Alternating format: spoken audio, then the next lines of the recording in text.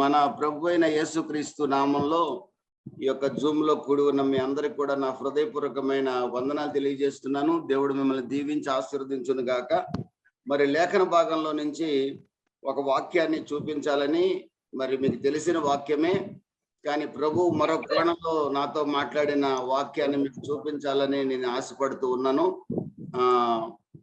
పరమగీతము 2వ అధ్యాయము 6వ వాక్యంలో రాయబడిన మాట ఏమిటంటే, అతని ఎడమ చేయి నా తల క్రిందనున్నది, కుడి చేత అతడు నన్ను కౌగలించుచున్నాడు.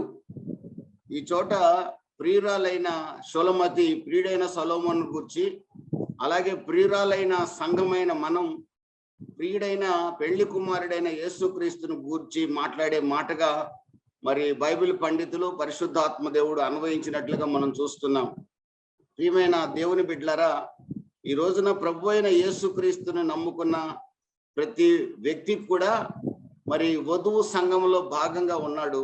ప్రభు అయిన యేసుక్రీస్తుని విశ్వసించి పాపాన్ని ఒప్పుకొని విడిచిపెట్టి ప్రభు అయిన యేసుక్రీస్తును హత్తుకున్న ప్రతి ఒక్క విశ్వాసి కూడా వధువు సంఘంలో మరి భాగమై ఉన్నాడు. ఈ వధువు సంఘం పెళ్లి కుమారుడైన యేసుక్రీస్తుతో ప్రదానము చేయబడింది అని అపోస్తలుడైన పౌలు చెప్తున్నాడు. ప్రదానము చేయబడిన మనతో ఒక రోజున ప్రభు అయిన యేసుక్రీస్తుతో వివాహం కాబోతుంది. ఆ వివాహం మేఘాల మీద జరగబోతుందని కొందరు అంటారు, పరలోకంలో జరగబోతుందని మరికొందరు అంటారు. ఏది ఏమైనా మనము యేసు ప్రభు యొక్క రక్తంతో కడగబడిన మనం ప్రభువుతో ప్రదానం చేయబడ్డాం. ప్రభువుతో ప్రదానం చేయబడిన మనము ఒక రోజున ప్రభుతో వివాహ మహోత్సవం విందులో భోజనానికి పాల్గొనటం కాకుండా మనమే ప్రభు మనల్ని వివాహం చేసుకోబోతున్నాడు. అంటే ప్రభువుతో మనం ఐక్యము కాబోతున్నాం. దేవునికి స్తోత్రం కలుగును గాక. హల్లెలూయా. అయితే ఈ భూమి మీద ఉన్న ఒక విశ్వాస యొక్క జీవితం ఎలా ఉంటుంది అని లేఖనం సెలవిస్తుందంటే, ప్రియమైన దేవుని బిడ్డలారా, మీరు గమనించినట్లయితే ప్రభు అయిన యేసుక్రీస్తుని విశ్వసించిన ఒక వ్యక్తి ఎప్పుడు కూడా తను ఒంటరి కాదు, తన జీవితంలో ప్రభు ఉన్నాడు అనే ఆలోచన కలిగి ఉండాలని పరిశుద్ధాత్మ దేవుడు హెచ్చరిస్తున్నాడు. ఆ ప్రభు ఎలా ఉంటాడు ఆ వ్యక్తి జీవితంలో అంటే, ప్రభు యొక్క ఎడమ చేయి మన తల కింద ఉంటుంది. ప్రభు మనల్ని తన కుడి చేతితో పట్టుకొని ఉంటాడు. అంటే అర్థం ఏమిటంటే, దేవుణ్ణి విశ్వసించిన ప్రతి ఒక్క బిడ్డ కూడా దేవుని యొక్క కౌగిలిలో ఉంటాడు అని అర్థం. ఈ రోజున మరి నిరాశ నిస్పృహల్లో ఒకవేళ మీరు కానీ నేను కానీ ఉంటే, రకరకాల సమస్యల చేత, ఇబ్బందుల చేత, ఇరుకుల చేత కనుక మనం కొనసాగుతూ ఉంటే, ప్రభు ఈ రోజున మనతో మాట్లాడుతున్నాడు. దైవ సేవకుడు ప్రార్థించినట్లుగా దేవుని యొక్క ఎడమ చేయి మన తల కింద ఉన్నది. దేవుడు తన కుడి చేతితో మనల్ని కౌగిలించుకొని ఉన్నాడు. కనుక ఈ రోజున మనం దేవుని యొక్క కౌగిలిలో మనం ఉన్నాము. మీరు ఒంటరి వారు కాదు, మీరు దేవుని కౌగిలిలో ఉన్నారు. మనుష్యుడు తన కౌగిలిని ఎప్పుడైనా వదిలేసే అవకాశం ఉంది. కొత్తగా పెళ్ళైన భర్త తన భార్యని కౌగిలిలో బంధించడం జరుగుతూ ఉంటుంది. ఎంతో ప్రేమగా దగ్గర తీసుకోవడం జరుగుతుంది. కొంతకాలం వివాహం సంఘటనలు జరిగిపోయిన తర్వాత, ఒక 5-6 సంవత్సరాలు అయిన తర్వాత, అతడు ఆ భర్త మొదటగా తన కుడి చేతిని తీస్తాడు, తర్వాత ఎడమ చేతిని ఆమె తల కిందని తీస్తాడు. వారి కుటుంబంలో పిల్లలు పుడతారు. ఇక వారిని పెంచే బాధ్యతలతోనే వారు కొనసాగుతారు. కానీ మొత్తం మీద మొదటి ప్రేమ వారిలో తగ్గిపోతుందనే మాట వాస్తవం. ఇది లోకపు ప్రేమ కనుక. ప్రియమైన దేవుని బిడ్డలారా, కానీ దేవుడు ఒక్కసారి తనను విశ్వసించిన వారిని తన కౌగిలిలోకి తీసుకున్నాడంటే, పొరపాటును కూడా దేవుడు వారిని తన కౌగిలిలో నుంచి విడిచిపెట్టడు. దేవునికి స్తోత్రం కలుగును గాక. హల్లెలూయా. అయితే కొంతమంది నాలాంటి వాళ్ళు ఆయన కౌగిలిలో నుంచి పొరపాటున జారిపోతారేమోనని దేవుడు రక్షణ పొందిన నా విషయంలో నన్ను ఎప్పుడు గుర్తులో ఉంచుకోవడానికి, జ్ఞాపకంలో ఉంచుకోవడానికి ఒక కార్యాన్ని కూడా చేసినట్లుగా లేఖన భాగంలో నేను మీకు చూపిస్తాను. ప్రియమైన వారలారా, ఆదికాండం 8వ అధ్యాయంలో మరి వరదలు విపరీతంగా వచ్చి నోవహు ఓడ మరి నీళ్ల మీద తేలుతున్నప్పుడు, అందరూ సశరీరులు అందరూ నశించిపోయినప్పుడు, నోవహు అతని కుటుంబం మాత్రమే ఓడలో క్షేమంగా ఉన్నప్పుడు, మరి నోవహు అనుకోని ఉంటాడు, దేవుడు ఇంకా ఎప్పుడు నన్ను జ్ఞాపకం చేసుకుంటాడు, ఈ నీళ్లు ఎప్పుడు తగ్గిస్తాడు, మరి నన్ను ఎప్పుడు ఆరిన నేల మీద దింపుతాడని నోవహు అనుకోని ఉండవచ్చు. కానీ ఆ చోట రాయబడింది 8వ అధ్యాయం 2-3 వాక్యాలు రాయబడింది ఆదికాండంలో, దేవుడు నోవహును జ్ఞాపకము చేసుకున్నాడు అని రాసింది. ఈ రోజున ఈ జూమ్ లో ఉన్న ప్రతి ఒక్కరిని కూడా దేవుడు జ్ఞాపకం చేసుకోవాలనే కోరుకుంటున్నాడు. మనందరం కూడా ఆయన జ్ఞాపకాల్లో ఉండాలని ఆయన ఆశపడుతున్నాడు. అందుకే యెషయా గ్రంథం 49వ అధ్యాయము 15వ వాక్యంలో 16వ వాక్యంలో రాయబడిన మాట ఏంటంటే, స్త్రీ తన గర్భమును పుట్టిన బిడ్డను కరుణింపకుండా తన చంటి పిల్లను మరచున, వారైనా మరచుదురు గాని నేను నిన్ను మరువను. చూడుము, నా అరచేతుల మీదనే నిన్ను చెక్కుకొని ఉన్నాను. దేవునికి మహిమ కలుగును గాక. ఈ రోజున ప్రభు అయిన యేసుక్రీస్తుని విశ్వసించిన మనల్ని మొట్టమొదటిగా ఆయన తన కౌగిలిలో బంధిస్తాడు. మీరు ఒంటరి వారు కాదు, మీరు నా కౌగిలిలో ఉన్నారని ఆయన చెప్తున్నాడు. ఒకవేళ మరలా రక్షించబడిన మనం కూడా లోకాశలకు లోనై ఆయన కౌగిల్లో నుంచి ఒకవేళ తెలివిగా లోకపు తెలివితేటలతో ఆదామవ్వలు జారిపోయినట్లుగా ఒకవేళ మనము జారిపోయే అవకాశం ఉందనుకొని దేవుడు ఆయన మనల్ని ఎక్కడ తప్పిపోయినా వెతికి పట్టుకోవడం కోసం 100 గొర్రెల్లో ఒక గొర్రె తప్పిపోతే 99 గొర్రెలను విడిచిపెట్టి ఒక గొర్రె కొరకు, ఒంటరి అయిన గొర్రె కొరకు యజమానుడు ఎలా పరిగెత్తుతాడో తప్పిపోయిన వారి కొరకు నా ప్రభు అయిన యేసుక్రీస్తు పరిగెత్తడానికి సిద్ధంగా ఉన్నాడు. ఆ తప్పిపోయిన గొర్రెను జ్ఞాపకం చేసుకోవడానికి ఆయన తన అరచేతిలో ప్రతి ఒక్కరిని చెక్కుకొని ఉన్నాడు. ఈ జూమ్ లో ఉన్న ప్రతి ఒక్కరం కూడా ఈ రోజున ఎక్కడున్నామంటే, విశ్వసిస్తే ఆయన కౌగిల్లో ఉన్నాం, మరింతగా విశ్వసిస్తే ఆయన అరచేతుల్లో చెక్కబడి ఉన్నాము. దేవునికి మహిమ కలుగును గాక. మూడో విషయాన్ని కూడా మీకు చెప్తాను. యెషయా గ్రంథం 66వ అధ్యాయము, యెషయా గ్రంథం 66వ అధ్యాయము 13వ వాక్యంలో రాయబడిన మాట ఏమిటంటే, 13వ వాక్యంలో రాయబడిన మాట ఏమిటంటే, ఒకని తల్లి వానిని ఆదరించినట్లుగా నేను మిమ్మల్ని ఆదరిస్తాను, యెరూషలేములోనే మీరు ఆదరించబడతారు. దేవుడు మనతో మాట్లాడుతున్న మాట ఏంటంటే, ఈ జూమ్ లో ఉన్న ప్రతి ఒక్కరిని కూడా ఒకరి తల్లి వారిని ఏ విధంగా ఆదరిస్తుందో, పోషిస్తుందో, మరి నర్సింగ్ చేస్తుందో, తల్లి తను తినకుండా బిడ్డకి ఎలా పెడుతుందో, తల్లి తన కడుపులో ఉన్నది బిడ్డకి ఎలా పెట్టడానికి ప్రయత్నం చేస్తుందో, అలాగా ఒకని తల్లి వారిని ఆదరించినట్లుగా నేను మిమ్మల్ని ఆదరిస్తాను. ఎక్కడ ఆదరిస్తానంటే యెరూషలేములోనే ఆదరిస్తాను. ఈ యెరూషలేము అనే దానికి గుర్తు ఏమిటో తెలుసండి? మీరు వెళ్తున్న సంఘాలు, మీరు ఆరాధిస్తున్న సంఘాలు. దేవుడు మిమ్మల్ని మీ గృహంలో ఆదరిస్తాడు, దేవుడు మిమ్మల్ని మీ ఉద్యోగంలో ఆదరిస్తాడు, దేవుడు ప్రతి చోట మిమ్మల్ని ఆదరిస్తాడు. కానీ ప్రాముఖ్యంగా గొప్ప ఆశీర్వాదాలు, గొప్ప అద్భుతాలు, గొప్ప మేళ్లు యెరూషలేములోనే మీరు అనుభవిస్తారని ప్రభు మనకు వాగ్దానం చేస్తున్నాడు. ఆ యెరూషలేము ఏమిటంటే, మీరు నేను వెళ్తున్న పరిశుద్ధమైన దేవుని సంఘం. నా ప్రియమైన దేవుని బిడ్డలారా, అందుకే పరిశుద్ధ గ్రంథం చెప్తుంది, మీరు సమాజముగా కూడుకొనుట మానక అని చెప్తుంది. సమాజముగా కూడుకొనుట మానేవాడు దేవుని కౌగిలిలో ఉన్నవాడు కాదు. సమాజంగా కూడుకొనుట మానేవాడు దేవుడి చేతిలో చెక్కబడిన వ్యక్తి కాదు. సమాజంగా కూడుకొనుట మానిన వాడు దేవుని చేత ఆదరించబడటం అనేది జరగదు. ఈ రోజున ప్రభు మనల్ని హెచ్చరిస్తున్నాడు. ఈ జూమ్ లో ఉన్న ప్రతి ఒక్కరు కూడా ప్రాణం పోతే తప్ప, హాస్పిటల్లో మంచం మీద పడితే తప్ప ఏ రోజు కూడా దేవుని మందిరానికి వెళ్లకుండా మీ జీవితంలో ఉండటం మీకు దూరమగును గాక. దేవునికి స్తోత్రం కలుగును గాక. హల్లెలూయా. అది ఎంత ఎండలైనా, ఎంత చలైనా, ఎంత వర్షమైనా ప్రతి ఒక్కరూ దేవుని మందిరానికి వెళ్ళగలిగితే యెరూషలేములో ఆదరిస్తానన్న దేవుడు మిమ్మల్ని మీ మందిరంలో ఆయన ఆదరించడానికి, ఆశీర్వదించడానికి, సమాధానం ఇవ్వడానికి ఆయన సిద్ధముగా ఉన్న దేవుడు. దేవునికి స్తోత్రం కలుగును గాక. ప్రియమైన దేవుని బిడ్డలారా, ఈ మాట నేను ఒక చోట చెప్పినప్పుడు, ఒకని తల్లి వారిని ఆదరించినట్లుగా నేను నిన్ను ఆదరిస్తానని చెప్పినప్పుడు ఒక యవనస్తుడు లేచి, అలాంటి దేవుడు అయితే నాకు వద్దు అన్నాడు. ఎందుకో తెలుసా? అదేంటి ఆ మాట అంటావు? తల్లిలాగా ఆదరిస్తానని దేవుడు చెప్తుంటే ఎందుకు వద్దంటావు అని నేను అడిగితే, ఆ పిల్లవాడు అన్న మాట ఏంటంటే, నేను 7 సంవత్సరాల వయసు వచ్చేటప్పటికల్లా మా అమ్మ నాకు కనబడలేదు, మా చెల్లెలు కూడా పుట్టింది, మా చెల్లెల్ని నేనే దగ్గరకు తీసుకోవాల్సి వచ్చింది. నాన్నని అడిగాను, అమ్మ ఏదని అడిగాను, అమ్మ ఈ ఊళ్ళో లేదు నాన్న, ఎక్కడికో వెళ్ళిపోయింది. పెద్ద అయిన తర్వాత నాకు తెలిసింది మా అమ్మ తన శరీరాశల కొరకు మరో గ్రామానికి వెళ్ళింది అని. ప్రియమైన దేవుని బిడ్డలారా, ఈ రోజున దేవుడు ఆ రోజున తల్లితో తనను పోల్చుకున్నాడు. ఈ రోజున సమాజంలో ఉన్న వికృత పరిస్థితులను బట్టి ఈ రోజున తల్లి ప్రేమ కరువయ్యే బిడ్డలు కూడా చాలా మంది ఉన్నారు.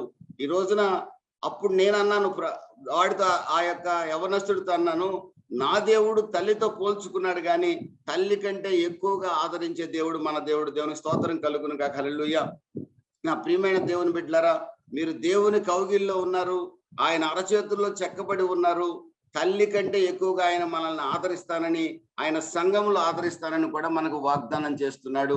ప్రియమైన వారలారా, చెప్పాలనుకున్న మాట ఏమిటంటే, దేవుని కౌగిలిలో ఉన్న ఒక వ్యక్తి, దేవుని అరచేతిలో చెక్కబడిన ఒక వ్యక్తి, దేవుని మందిరానికి క్రమంగా వెళ్ళే ఒక వ్యక్తి యొక్క ఆలోచన విధానాన్ని మీతో పంచుకోవాలని ఆశపడుతున్నాను.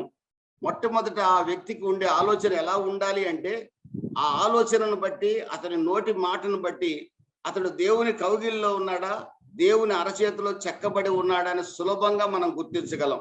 మొట్టమొదటి విషయం ఏమిటి అనంటే, ప్రియమైన వారలారా, దినవృత్తాంతాలు 2వ గ్రంథం 20వ అధ్యాయం 12వ వాక్యంలో అక్కడ యెహోషాపాతు అనే రాజు దేవుని యొక్క సన్నిధిలో ప్రార్థన చేస్తూ ఒకే ఒక మాట అంటున్నాడు, నీవే నాకు దిక్కు ప్రభువా అంటున్నాడు. నువ్వు తప్ప నాకు సహాయం చేసే వాళ్ళు ఎవరు లేరు, నీవే నాకు దిక్కు అని మొరపెడుతున్నాడు. ఈ రోజున దేవుని కౌగిలిలో ఉన్న ఒక వ్యక్తి, దేవుని అరచేతిలో చెక్కబడిన ఒక వ్యక్తి, క్రమంగా దేవునికి మందిరానికి వెళ్ళే ఒక విశ్వాసి యొక్క, సేవకుడి యొక్క నోట ఎప్పుడు రావాల్సిన మాట ఏంటో తెలుసా? మనకి దిక్కు ఎవరో లేరు. అన్నదమ్ములు మనకు దిక్కు కాదు, అక్క చెల్లెళ్ళు మనకు దిక్కు కాదు, తల్లిదండ్రులు మనకు దిక్కు కాదు. మన ఆధారపడదగిన వాడు, మనము ఆధారపడదగిన వాడు, మనం నమ్మదగిన వాడు, మనకు సహాయకుడు నజరేయుడైన యేసుక్రీస్తు మాత్రమే. దేవునికి స్తోత్రం కలుగును గాక. ఎప్పుడు కూడా ఏ విషయమైనా మనం చేయాల్సిన ప్రార్థన ఏంటో తెలుసండి, ప్రభువా నీవే మాకు దిక్కు. ఈ మాట ఎవరి నోట వస్తుందో వాళ్ళు తప్పనిసరిగా దేవుని యొక్క కౌగిలిలో ఉన్న నిజమైన దేవుని బిడ్డలు. దేవునికి స్తోత్రం కలుగును గాక. యెహోషాపాతు రాజు మీదకి ఇంచుమించు 4-5 దేశాల సైన్యాల వాళ్ళు యుద్ధానికి వచ్చారు. దేవుని సన్నిధిలో యెహోషాపాతు రాజు, భక్తి కలిగిన రాజు ప్రార్థన చేశాడు, ప్రభువా శత్రు సైన్యం చాలా బలంగా ఉంది, యుద్ధము చేయుటకు నాకు శక్తి చాలదు, నీవే నా పక్షంగా యుద్ధము చేయమని యెహోషాపాతు ప్రార్థన చేసినప్పుడు దేవుడు అంటున్నాడు, నువ్వు కత్తి పట్టుకోవద్దు, కర్ర పట్టుకోవద్దు, బాణం పట్టుకోవద్దు, నువ్వు నీ సైన్యము యాజకులు ఏర్పరచుకొని స్తోత్రము స్తుతి యెహోవా కృప నిరంతరం ఉండును గాకని నన్ను స్తుతిస్తూ యుద్ధ భూమికి కదలండి అన్నాడు. వాళ్ళు కత్తులు కర్రలు పక్కన పడేశారు, దేవుణ్ణి స్తుతిస్తూ యుద్ధ భూమికి ప్రయాణమై సాగారు. ప్రియమైన దేవుని బిడ్డలారా, యుద్ధ భూమికి ప్రయాణం చేస్తుంటే యెరూషలేము పట్టణంలో ఉన్న ప్రతి ఒక్కరు కూడా నవ్వుకుంటున్నారు. యుద్ధానికి వెళ్తున్న వారు కత్తులు లేకుండా, కర్రలు లేకుండా యుద్ధానికి వెళ్తున్నారు, ఏంటి ఇదేంటి అని చెప్పి పక్క నవ్వుకుంటున్నారు. యెహోషాపాతు రాజుకు తెలుసు, మీరు నవ్వుకోండిరా, నవ్విన నాపుచేనే పండుతుంది, మీరు నవ్వుతా ఉండండి, మేము విజయం సాధించుకొని వస్తాం. దేవునికి స్తోత్రం కలుగునుగా. హల్లెలూయా.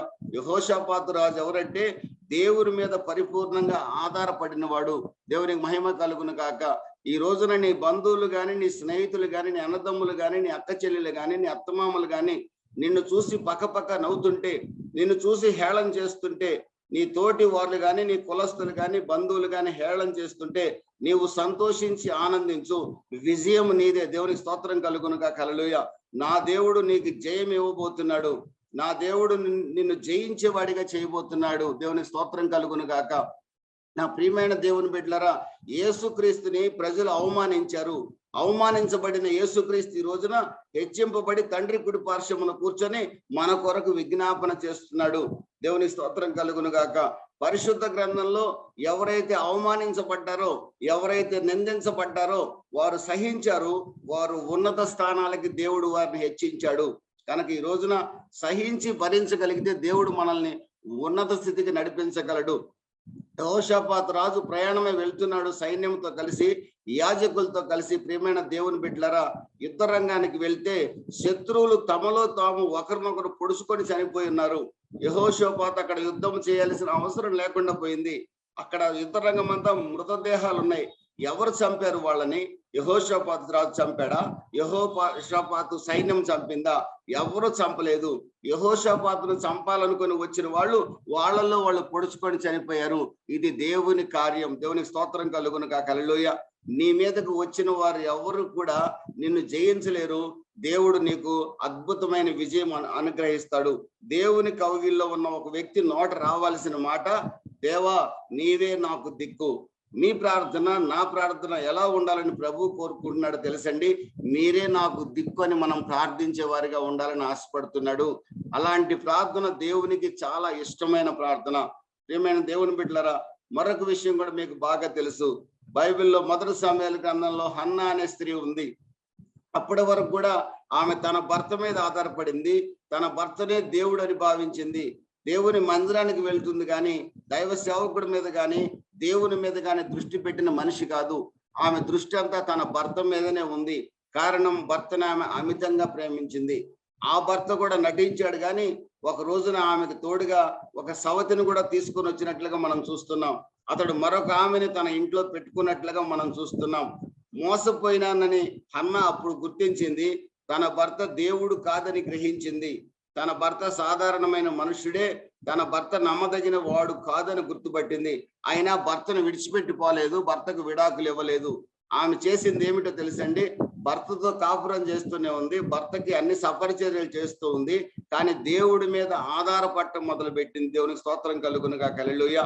ప్రియమైన దేవుని బిడ్డలారా, దేవుని మందిరానికి సంవత్సరానికి ఒకసారి వచ్చే అలవాటు ఆ రోజుల్లో ఉండింది. షిలోహులోని దేవుని మందిరానికి ప్రియమైన వర్లరా దేవుని మందిరానికి వచ్చింది. 1 సమూయేలు గ్రంథం 1వ అధ్యాయం 10వ వాక్యంలో బహు దుఃఖాక్రాంతురాలై దేవుని సన్నిధిలో ఏడ్చింది. ఆమె ఏమని ఏడ్చుంటుందో తెలుసండి, ప్రభువా, ఇప్పటి వరకు నా భర్తే నాకు దేవుడు అనుకున్నాను. నరుడు నమ్మదగిన వాడు కాదని నువ్వు చెప్పిన మాట నేను వినలేదు. నరుడు నమ్మదగిన వాడు కాదు, నజరేయుడైన దేవుడు మాత్రమే నమ్మదగిన వాడు అని చెప్పి నువ్వు చెప్పిన మాట నేను నమ్మలేదు. నేను నరుడి మీదే నమ్మకం కలిగి ఉన్నాను కనుక నన్ను క్షమించండి. ఒక్క బిడ్డను మీరు నాకు అనుగ్రహించినట్లయితే తప్పనిసరిగా ఆ బిడ్డను నీ సేవకి ఇస్తానని చెప్పి వాగ్దానం చేసింది. ప్రియమైన దేవుని బిడ్డలారా, దేవునిని హృదయపూర్వకంగా ఆశ్రయించిన ఆమె జీవితంలో దేవుడు అద్భుతం చేసి ఒక కుమారుణ్ణి అనుగ్రహించినట్లుగా, ఆ కుమారుణ్ణి గొప్ప సేవకుడిగా సేవకు సమర్పించినట్లుగా, ఆ కుమారుడి యొక్క కీర్తి దేశమంతా వ్యాపించినట్లుగా మనం 1 సమూయేలు గ్రంథం 1, 2, 3, 4 అధ్యాయాల్లో చూడగలం. నా ప్రియమైన దేవుని బిడ్డలారా, అతడే ప్రవక్త అయిన సమూయేలు. అన్ని సంవత్సరాలు దేవుడు ఇశ్రాయేలుతో మాట్లాడకుండా ఉన్నాడు. ఏలీ అనే దైవజనుడి ద్వారా ప్రభు మాట్లాడకుండా ఉన్నాడు. కానీ సమూయేలు అనే యవ్వనస్తుడి ద్వారా ప్రభు మాట్లాడటం ప్రారంభించాడు. ఎందుకో తెలుసా? ఆ తల్లి చేసిన ప్రార్థన ఎడతెగని ప్రార్థన. దేవుని యొక్క కౌగిల్లో ఉన్న బిడ్డ, దేవుని యొక్క చేతిలో చెక్కబడిన బిడ్డ, దేవుని యొక్క నిజమైన విశ్వాసి లేదా సేవకుడు ఎడతెగని ప్రార్థన చేసేవాడిగా ఉంటాడు. ఎడతెగని ప్రార్థన మన జీవితంలో, హన్నా జీవితంలో చేసిన అద్భుతాలు మన జీవితంలో కూడా చేస్తుంది. ఈ రోజున నా ప్రియమైన దేవుని బిడ్డలారా, మీరు ఆయన కౌగిల్లో ఉన్నారని నేను నమ్ముచున్నాను. ఆయన చేతిలో చెక్కబడి ఉన్నారని నమ్ముచున్నాను. దేవుని మందిరానికి క్రమంగా వెళ్ళేవారిగా ఉన్నారని నేను నమ్ముచున్నాను. దేవుని సేవను నమ్మకంగా చేసేవారని నేను నమ్ముచున్నాను. అయితే మీకు నాకు ఉండాల్సిన ప్రార్థనా జీవితం ఏంటో తెలుసండి. ప్రతి క్షణం కూడా నీవే నాకు దిక్కు ప్రభువా, నా బిడ్డ పక్షంగా కార్యం చేయగలిగిన వాడు నువ్వొక్కడివే, నేనేం చేయలేను ప్రభువా. నా భార్య బిడ్డల పక్షంగా కార్యం చేయగలిగిన వాడు నీవొక్కడివే ప్రభువా, నేనేం చేయలేను ప్రభువా. నా అప్పుల బాధం తొలగించగలిగిన వాడు నువ్వే ప్రభువా, నేనేం చేయలేను ప్రభువా. నా సంఘాన్ని ఆదరించగలిగిన వాడు నువ్వే ప్రభువా, నేనేం చేయలేను ప్రభువా. నన్ను ఆశీర్వదించగలిగిన వాడే నీవే ప్రభువా, నేనేం చేయలేను ప్రభువా. నీవే నాకు దిక్కు. You are hero lord, I am zero. నేను సున్నా ప్రభువా, నీవే సమస్తము. ఈ మాట మన నోట రావాలి. దేవునికి స్తోత్రం కలుగునుగా. హల్లెలూయా. మరొకటి ఏమిటో తెలుసా? ఎడతెగని ప్రార్థన చేసేవారిగా ఉండాలి. ఎడతెగని ప్రార్థన చేసేవారిగా మనం ఉన్నాము అంటే ఖచ్చితంగా ఆయన కౌగిల్లో మనం ఉన్నాం. మనం దేనికి భయపడాల్సిన అవసరం లేదు. నరమాత్రుడు నన్నేమి చేయగలడని చెప్పగలిగే ధైర్యం, హెబ్రీయులు రాసిన పత్రిక 13వ అధ్యాయం 5వ వాక్యంలో నరమాత్రుడు నన్నేమి చేయగలడని ధైర్యంగా చెప్పగలిగే వారిగా మనం ఉండాలి. సాతాను శక్తుల్ని జయించగలిగే వాళ్ళగా మనం ఉండాలి. దేవునికి స్తోత్రం. ఇదిగో పాములు తేళ్లు తొక్కుటకు శత్రు బలవంతుడి మీద నీకు అధికారం అనుగ్రహించి ఉన్నానని దేవుడు వాగ్దానం చేశాడు. ఆ వాగ్దానం నీది, నాది. దేవునికి స్తోత్రం కలుగును గాక. కారణం ఏంటో తెలుసండి, మనం ఆయన కౌగిల్లో ఉన్నాం. కారణం ఏంటో తెలుసండి, మనము ఆయన సన్నిధిలో ఎడతెగని ప్రార్థన చేస్తున్నాం. కారణం ఏంటో తెలుసండి, మనము ఎప్పుడు ప్రార్థించినా దావీదు కుమారుడు నన్ను కరుణించు, దావీదు కుమారుడా నన్ను దాటిపోవద్దు, దావీదు కుమారుడా నన్ను దాటిపోవద్దు, దావీదు కుమారుడా నా సహాయకుడు నీవే అంటున్నావు. దేవునికి స్తోత్రం కలుగును గాక. మత్తయి సువార్త 15వ అధ్యాయంలో ఒక కనాను స్త్రీ, ఒక అన్యురాయలైన స్త్రీ, దావీదు కుమారుడా నన్ను కరుణించు, నన్ను కనుకరించు, నా భారం తొలగించు, నా భారం, నా కుమార్తె దయ్యం పట్టిపోయి, నా ఒకే ఒక కుమార్తె దయ్యం పట్టి విపరీతమైన వేదన అనుభవిస్తా ఉంది, నా భారం తొలగిస్తానన్నావు కదా. మత్తయి సువార్త 11:28లో ప్రతి భారాన్ని తొలగించి విశ్రాంతి కలగజేస్తానన్నావు కదా. నేను అన్యురాలిని, విగ్రహారాధికురాలిని, కానీ నీ మాట విన్నాను, నమ్మాను, నమ్మితే చాలు రక్షణ పొందుతారని చెప్పావు కదా. నమ్ముట నీ వలనైతే నమ్మువానికి సమస్తం సాధ్యమని చెప్పావు కదా. అలాగే ప్రభు అయిన యేసుక్రీస్తుని విశ్వసిస్తే రక్షింపబడతారని చెప్పావు కదా. నేను నిన్ను నమ్మాను, నువ్వు నా భారం తొలగిస్తావని నేను నమ్మాను, నీ దగ్గరకు వచ్చాను, నన్ను కరుణించు, నన్ను కరుణించని కేకలు వేస్తా ఉంది. పేతురు గారు మిగిలిన శిష్యులు ఆమెను తరిమి వేయడానికి ప్రయత్నం చేశారు. ఆమె పొరపాటును కూడా వెనక్కి వెళ్ళడానికి ఇష్టపడలేదు. అప్పుడు వాళ్ళు యేసు ప్రభుతో చెప్తున్నారు, నువ్వైనా చెప్పయ్యా, ఆమెను వెళ్ళిపోమని కేకలేస్తా ఉంది, మా చెవులు పగిలిపోతున్నాయి అన్నారు. యేసు ప్రభు వెనక్కి తిరిగి చూడకుండా ముందుకు సాగుతూ ఉన్నాడు. కానీ కొన్ని నిమిషాలు, కొన్ని గంటల తర్వాత యేసు ప్రభు ఆగక తప్పలేదు. దేవునికి మహిమ కలుగును గాక. హల్లెలూయా.